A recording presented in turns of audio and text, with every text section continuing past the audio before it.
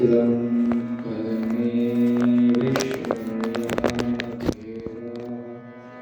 ભદ્રં પશ્યેમાક્ષભીર્યજત્રા સ્થિરૈરङ्गे तुष्टुवागुंसस्तनूभिः व्यशेम देवहितं यदायुः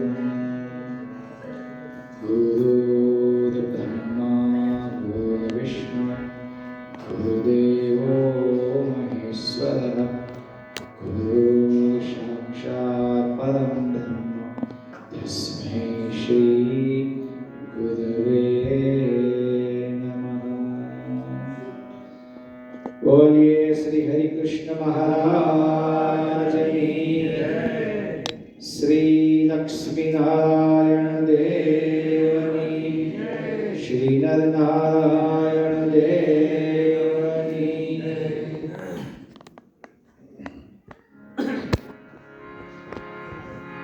આજે મંદિરમાં નાયરોબી વડતાલ ધામ મંદિરમાં બિરાજતા હરિકૃષ્ણ મહારાજને સર્વ દેવોના ચરણોમાં ગુરુ પૂર્ણિમાના નતિ તતિ પૂર્વકમ ભોયાંસી નમાંસી। ઇન્ડિયાથી ગોંડલ પ્રસાદી ભગવાન સ્વામિનારાયણનું દિવ્ય ધામ ગોંડલ મંદિરેથી પધારેલા કોઠારી સ્વામી આનંદ સ્વરૂપ સ્વામી, ગવૈયા બિપિનભાઈ અને અમારા બધા અહીંના મંદિરના સમસ્ત ટ્રસ્ટી મંડળ અને અમારા બધા જ આપણા હરિભક્તોના મોભી એવા અમારા ગામજીભાઈ પધાર્યા છે। એકવાર એમને તાલીઓથી અભિવાદન। 2004 અને 2007માં અમે ખૂબ સાથે રહ્યા અને બધે ફરતા સાથે ગામજીભાઈ આપણા સર્વેના વડીલ છે। ગુરુનો બહુ મહિમા મોટો છે। આ ગુરુ પૂર્ણિમા છે। આજે વ્યાસનો પૂજનનો દિવસ છે। પ્રજ્વાલિતો જ્ઞાનમય પ્રદીપ જ્ઞાનાંજનશલાકયા અજ્ઞાનં તિમિરાંધસ્ય જ્ઞાનાંજનશલાકયા। જ્ઞાન રૂપી આંજણ આંજીને આપણને જેને દેખતા કર્યા, પ્રકાશિત કર્યા, શાસ્ત્ર એ આંજણ છે। એ આંજણ આંજીને મને તમને પ્રકાશ કર્યો એવા આપણા સર્વેના ગુરુ ભગવાન સ્વામિનારાયણ પણ એમ કે વ્યાસના પ્રમાણ સહિત તમે જો વાત કરશો તો જ અમને મનાશે, નહીં તો તમને તમારી વાત પસંદ નહીં આવે। આટલું ભગવાન બ્રહ્માંડનો માલિક જેને પ્રમાણ આપે છે એવા વ્યાસ। વેદોનો વિભાગ કર્યો એટલે વ્યાસ કહેવાય। વિભજતી ઇતિ વ્યાસ, એક વેદના જેને 4 વિભાગ કહેવાય, 4 શિષ્યોને ભણાવ્યા। ગુરુ પૂર્ણિમા એટલે આપણા માટે જેને જ્ઞાન પરંપરાનો દીવડો પ્રગટાવ્યો એટલે આ દિવસનો બહુ મહિમા છે। ગુરુ પૂર્ણિમાનો દિવસ છે આપણા માટે। અને જીવન પરિપૂર્ણ ક્યારે બને ભક્તો? સ્વામિનારાયણ ભગવાનનું પ્રાગટ્ય નવમીના દિવસે થાય એમ આપણા હૃદયમાં શ્રીજી મહારાજનું આ સદગુરુઓના મશાલથી અને જ્ઞાન મશાલથી આપણા હૃદયમાં આ દીવડો પ્રગટી જાય એટલે આપણું જે છે જન્મ એ હરિ જયંતી મહારાજનો જેમ પૂર્ણ દિવસે જન્મ થયો એમ આપણો પણ નૂતન જન્મ થઈ જાય। નવો જન્મ, જ્ઞાનનો જન્મ। જન્મનાત જાયતે શુદ્રો કર્મણા દ્વિજ ઉચ્યતે। આપણે જન્મથી તો બધા જ શુદ્ર જન્મ છે અને જ્ઞાનથી, ભક્તિથી, વૈરાગ્યથી, ધર્મથી આપણે બધા બ્રહ્મને જાણનારા બ્રાહ્મણો કહેવાય। આપણે પણ બ્રાહ્મણો છીએ। ભગવાન વ્યાસે કેટલી અદ્ભુત રચનાઓ દ્વારા શાસ્ત્રોના માધ્યમથી આપણને આપણા અપૂર્ણ જીવનને પૂર્ણ કરવા માટે કેટલો અથાગ પ્રયાસ કર્યો છે. શ્રીમદ ભાગવત ગ્રંથની રચના કરી ભગવાન કૃષ્ણ રૂપી દ્યુમણી પ્રગટાયો અને આપણા જીવનને ભરી દીધી. શતાનંદ સ્વામીએ સત્સંગી જીવન રૂપી દ્યુમણી પ્રગટાયો અને આપણા જીવનમાં ઘનશ્યામ મહારાજનું પ્રાગટ્ય કરી દીધું. આ શાસ્ત્રો એ જ્ઞાનની પરંપરા છે. સંપ્રદાય પરેશભાઈ, સંપ્રદાય એને જ કહેવાય. સમ્યક પ્રદાનમ, જ્ઞાન પરંપરાની સારી રીતે તમે પરંપરામાં વહન કરો. આપણા ગુરુ પરંપરાનું જે જ્ઞાન છે, જે નારાયણથી જે જ્ઞાનની પરંપરા, લક્ષ્મીજી, રામાનુજાચાર્ય, ત્યાંથી રામાનંદ સ્વામી, ત્યાંથી શ્રીજી મહારાજ ને આ બધી એ જે પરંપરામાં જે જ્ઞાનનું પ્રાગટ્ય થયું, એ જ્ઞાનનું પ્રાગટ્ય આપણા જીવનની અંદર થાય તો ગુરુ પૂર્ણિમા ઉજવી સાચી કહેવાય. ગુરુ તો ગુરુ છે. મારા સદગુરુ જેવા સરે રંગ મોલમાં એને વેણે વેણે એવી જળ્યું થાય. મારા ગુરુજી વારસે રંગ મોલમાં સ્વાતિનાની રે મોતીની પજે એ તો અણમોલા રે કહેવાય. મારા ગુરુજી વરસે રે રંગમોલમાં એવો માધવ કે મોટો રે મારો સાયકો એની હાલ હુંડી નવખાંડની માય. મારા ગુરુજી વરસે રે રંગમોલમાં. રંગમોલ કહેતા હૃદય. આ પદની રચના કોની છે ખબર પડે છે તમને? કોને બનાવ્યું છે આખું પદ? પૂજ્ય મહાદેવપુરી સ્વામી બનાવતા નિવડો. આવું સરસ મજાનું પદ પૂજ્ય સ્વામીએ બનાવ્યું છે. આવા ગુરુજીની કૃપા વરસે આપણા જીવનમાં. તમસોમાં જ્યોતિર્ગમય અસતોમાં સદ્ગમય મૃત્યોમાં અમૃતમ ગમય. આપણી ગતિ થઈ જાય. ક્યાં જવાનું ખબર છે? પગ નથી અને ઉડવાનું છે. પગ રે વિનાનું મારે હાલનું. ક્યાં જવાનું? જાઉં મારા ગુરુજીને દે સેવા.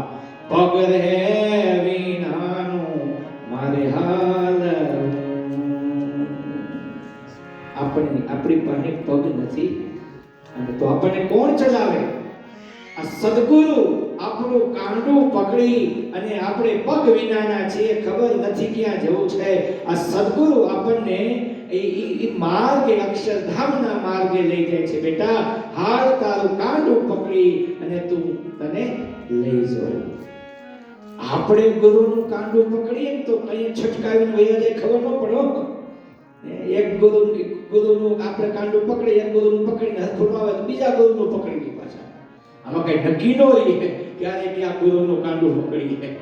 પણ એક ગુરુ જ્યારે આવા સમર્થ સ્વામી નિત્યાનંદ સ્વામી જેવા આપણા સર્વે આચાર્યો અને વર્તમાન હાલ આચાર્ય શ્રી 1008 રાકેશ પ્રસાદજી મહારાજ જેવા આચાર્યો આપણને જ્યારે આપણા કાંડા પકડે ત્યારે જિંદગીમાં તમારે ક્યારે પણ ઠેસ ખાવાનો વારો આવે નહીં. એવા સદગુરુના હાથ મજબૂત છે, મજબૂત હો. આપણને પકડી અને સીધા મહારાજના ધામની અંદર લઈ જાય છે. આવા સદગુરુ, ગુરુના ભજનનો, એના લોણમાંથી મુક્ત થવાનો ગુરુ પૂર્ણિમા. પૂર્ણિમા શ્રીજી મહારાજે મને કીધું ચંદ્રેશભાઈ કે પૂર્ણિમા શું કામ વડતાલમાં એ ઉજવવામાં આવે છે, મહારાજે શું કામ આદેશ કર્યો, મહિમા બેઠો છે, એટલા માટે છે. પૂર્ણિમાનો દિવસ ફક્ત એવો છે, પૂર્ણ પૂર્તિ અર્થમાં, પૂર્ણ શબ્દ પૂર્તિના અર્થમાં છે. આપણા જીવનની બધી જ પ્રકારની ઈચ્છાઓની અભિકાંક્ષાઓની પૂર્તિ કરનારું પર્વ એટલે એને પૂર્ણિમા પર્વ કહેવાય છે.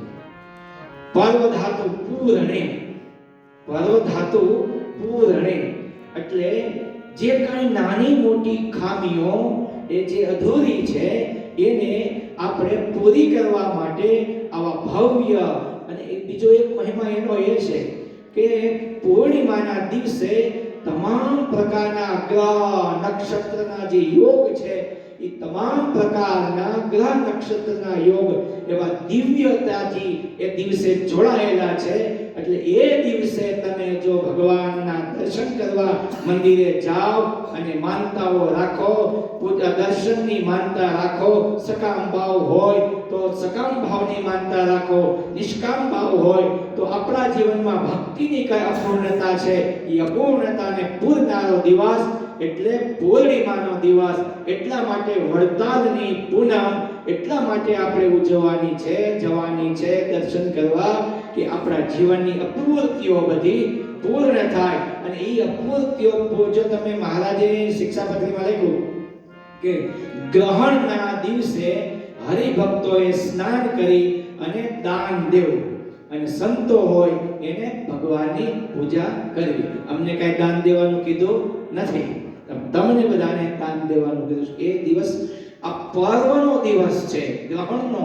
એટલા સુંદર યોગ એ દિવસે નક્ષત્રના યોગ, દિવ્ય યોગ થાય છે. એટલે એ સમયે તમે જે સત્કર્મ કરો એ હજારો ગણું તમને ફળ આપનારું થાય. એટલે બીજા દિવસે તમે દર્શન કરવા જાઓ એના કરતા પૂર્ણિમાના દિવસે તમે દર્શન કરવા જાઓ એટલે તમારું એ જે દર્શનનું સત્કર્મ એ હજારો ગણું ફળ આપનારું થાય. એટલા માટે આ દિવ્ય આ પૂર્ણિમાને આપણે વડતાલમાં લાખો હરિભક્તો એ પૂર્ણિમાના દર્શને જાય છે અને જાતા રહીએ. અને જ્યાં આપણે તો અહીંયા છીએ તો આ આફ્રિકામાં તમે બધા બેઠા છો નાઇરોબીમાં, વડતાલ ધામ અહીં છે. જે વડતાલ ન જઈ શકે એ આફ્રિકાના નાઇરોબીના હરિભક્તો અહીંયા આવી અને હરિકૃષ્ણ મહારાજના પૂર્ણિમાના દિવસે દર્શન કરવા આવશે. એની તમામ પ્રકારની મનોકામના સ્વામિનારાયણ ભગવાન પૂરી કરશે, કરશે ને કરશે. એટલે એવો પણ નિયમ લઈએ અહીંયા વડતાલ ધામમાં જ્યાં દેશમાં રહેતા હોય ત્યાં મહારાજના દર્શન કરવા પૂર્ણિમાના દિવસે, હરિજયંતીના દિવસે આ બધા દિવ્ય સુયોગ છે. એટલે આજનો આ દિવ્ય ગુરુ પૂર્ણિમાનો દિવસ ભગવાન સ્વામિનારાયણ કે આવા ગુરુ મળે એવા ગુરુને આપણે માથું સોંપીએ. માર્કોસ 11:1 એક બહુ સુંદર કવિએ કીધું કે ભગવાનના સદગુરુના ચરણોમાં શીશને ઝુકાવી દઈને તો કાળ પણ ઊભો થઈ ગયો, કાળ પણ થંભી જાય. કજા કો रोक देती है, कजा को रोक देती है दुआ रोशन ज़मीरों की, भला मंजूर है अपना तो कर खिदमत फकीरों की. गुरुना चरणे शीश झुकाવી દેવો. અમે શીશ સોંપ્યું એટલા માટે, અમે અમારું મસ્તક ગુરુના ચરણમાં એટલા માટે ઝુકાવ્યું છે કે કાળ આવે તો કહી શકું આ મિલકત પરાઈ છે. કાળ આવે તો કહી શકું આ મિલકત પરાઈ છે. શરીર સંપત્તિ, બુદ્ધિ સંપત્તિ, મારું સર્વસ્વ પરાઈ કહેતા અમે સદગુરુ અને હરિકૃષ્ણ મહારાજને અર્પણ કર્યું છે. માટે હે કાળ તું પણ ઊભો રહી જા, આના ઉપર તારો પણ અધિકાર નથી. આના ઉપર તો મારો ભગવાન સ્વામિનારાયણનો અને મારા ગુરુનો અધિકાર છે.